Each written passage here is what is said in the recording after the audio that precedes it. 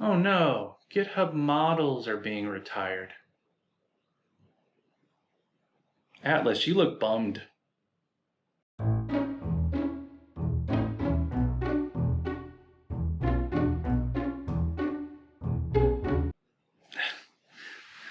Silly puppy.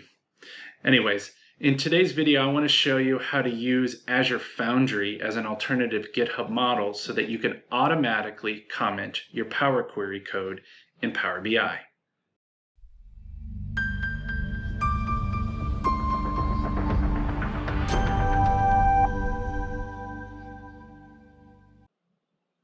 All right, as always, don't forget to like and subscribe to this channel so you can stay up to date on all the new content and features we'll be rolling out in the coming weeks. And with that, last week, the GitHub team posted a notification that GitHub Models will no longer be available to new customers.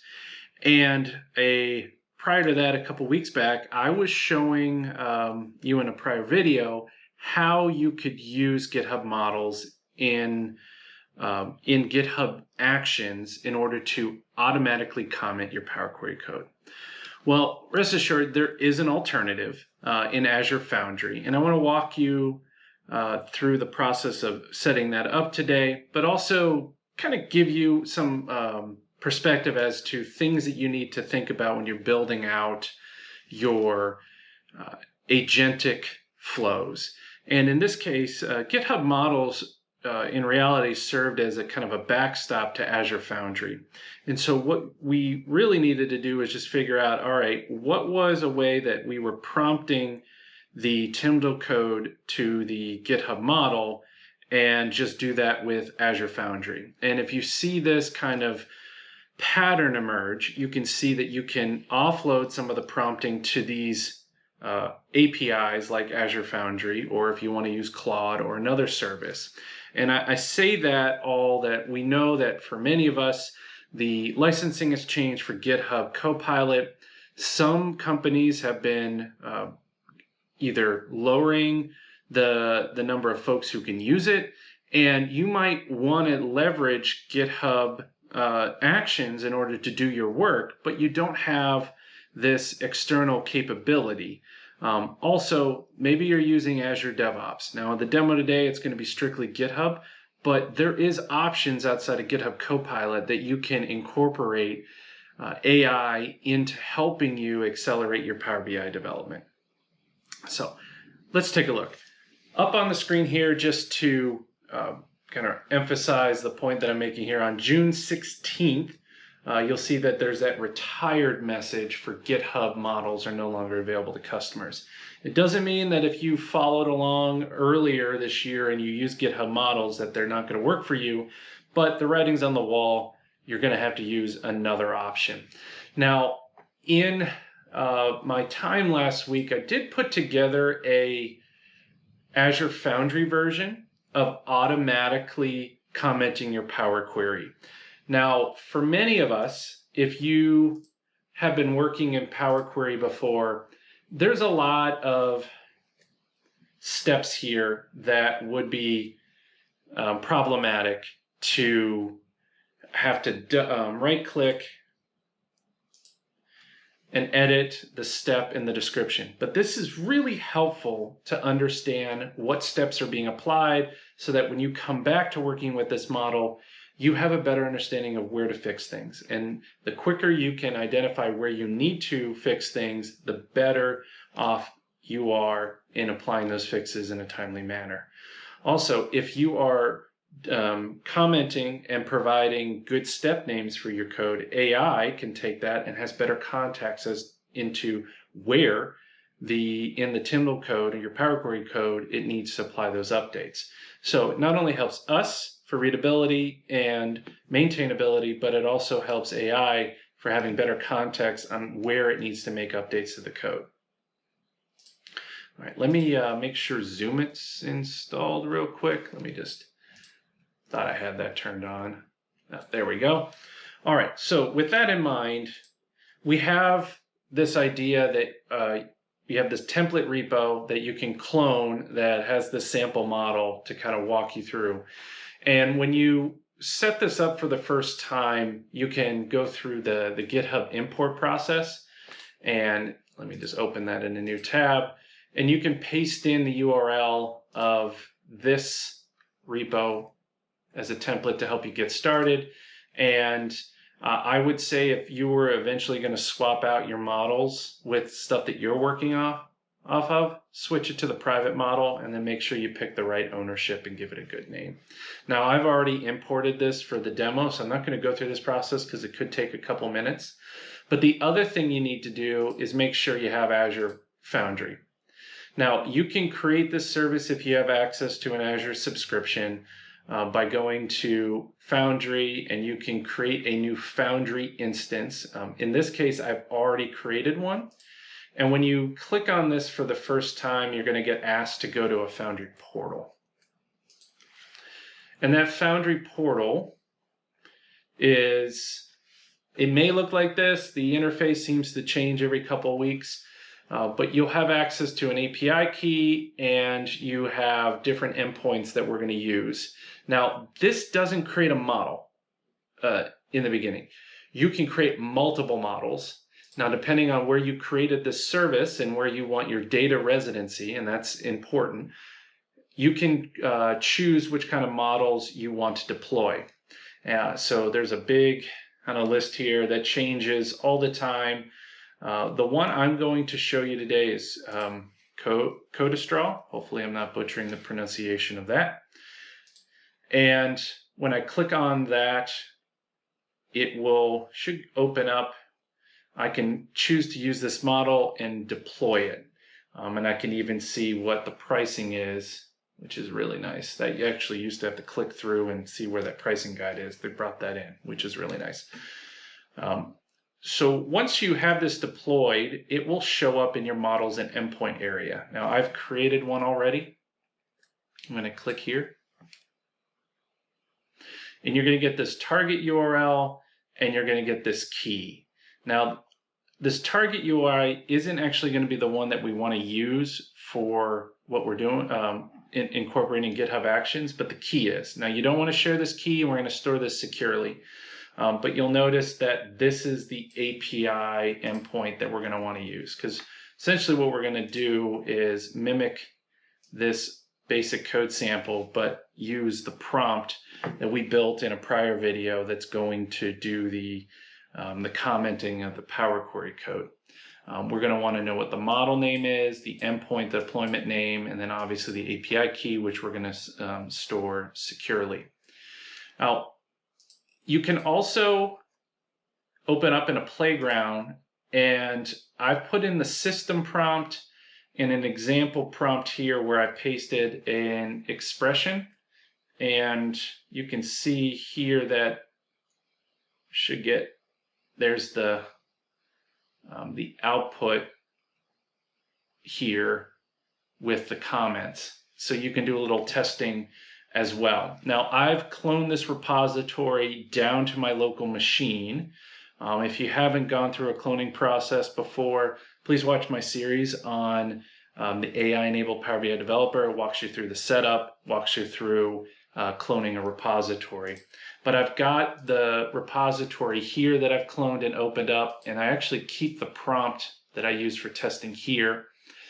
We don't have time to go through this in this video, but I've also built out a bunch of test scripts that run through different versions of the Timdo code test to see if the output matches the expectations.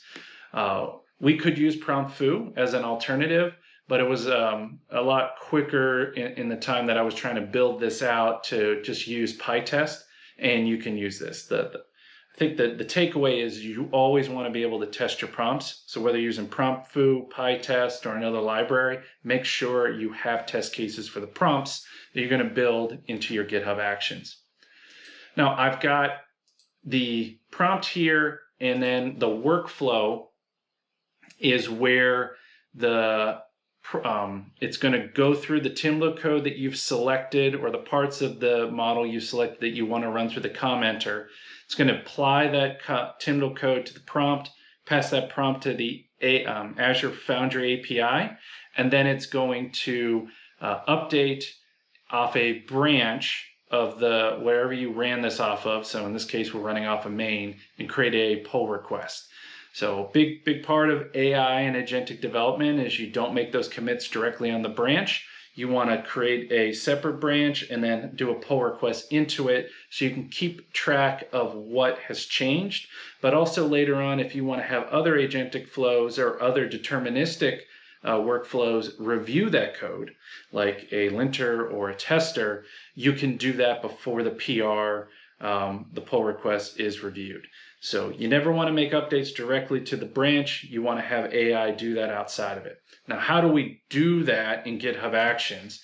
So with this downloaded locally, there is some setup that you will need to do in the model here. Let me go to where I've got a working version. So in settings, you will want to make sure that under Actions, you go to General.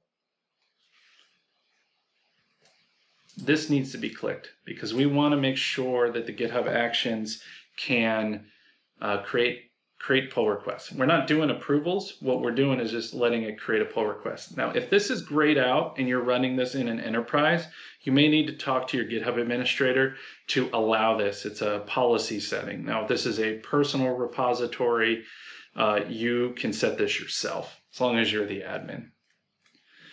Now, once that's clicked, the other things you're going to want to create is the secret variables under Actions. So secrets, Actions. And you're going to want to create these 4. I have listed that in the README. The API key is the one that you're going to copy from here. The URL is the one that you're going to want to copy through here. Now, if you're thinking I'm just going to type in what this URL is from what you saw on the screen, this is unique to the resource that's created in your environment. So up until here, AIF Foundry PBI, that's in my tenant. So whatever you name it, and if you use the prefix like AIF, which I think is the standard one for Azure abbreviations, it's going to be unique to your environment. So don't just assume that this is the same URL. You also have the chance to give it a different deployment name. I've kept it the same. The model name is the same as the deployment name. You're going to want to use those as well, or make sure you keep track of those. And then when you add those, that's what's going into these right here. Azure Foundry API key, the URL, the deployment name, and the model name. Now we did this because eventually if you want to swap out models, you can test that locally, but also use this to update in the flow to easily swap out the deployment model or the URL, or if you're having to rotate your API keys, it's all done here. Now, I've got this all set up at this point, and if I go to Actions, there is the only flow we've got here is comment Tyndall files. Now, I have this set to be run manually, but you could update it to have it every time for a working branch or a feature branch that this gets executed. But when I click Run Flow, you can pick which branch, and you have your choice of all, specific, and file. You can pick which model you want to do it on, and if you want to have a specific, let's say it's just the date dim that you want to do in your model, you can pick File, and then you have that choice. So that way, if you don't want to use too many tokens and it's just one area that you want to run it, you can have that very specific part of your code to be commented. Now, I'll just select all, hit run.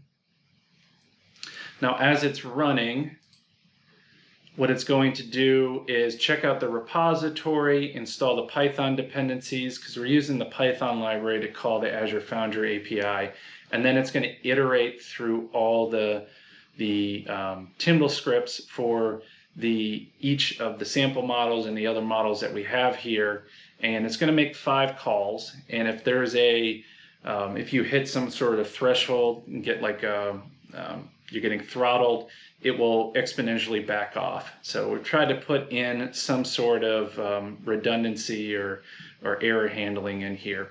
Now, when it finishes, I've already have this action completed.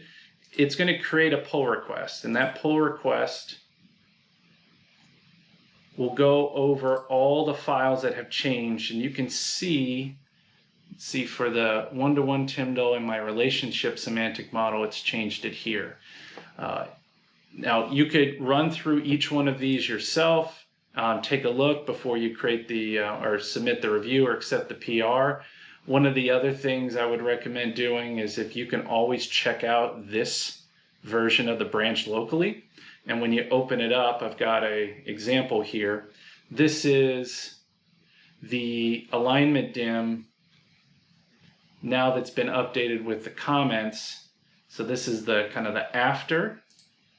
And if I go back to sample model, the original, it's in the main branch, you can kind of see the before, how it's made some changes. Let's go to Marvel Fact. I could show you Marvel Fact. So it's added all these comments where before, oh, clicked on the wrong link. You can see, let's line that up.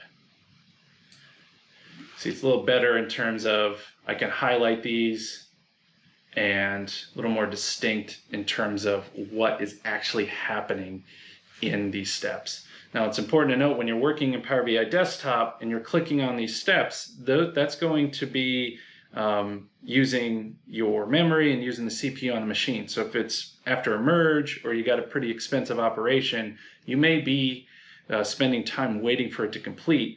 You never have to wait for it to complete if you're just hovering. So that's the nice thing. It's very easy to find the steps just hovering over and getting additional information. And you can continue to tweak the prompt to have it be more refined for your business logic. But what I want to show you is this is something that we all hate doing in terms of commented code, or at least the majority of folks I talk to, they dislike it very much.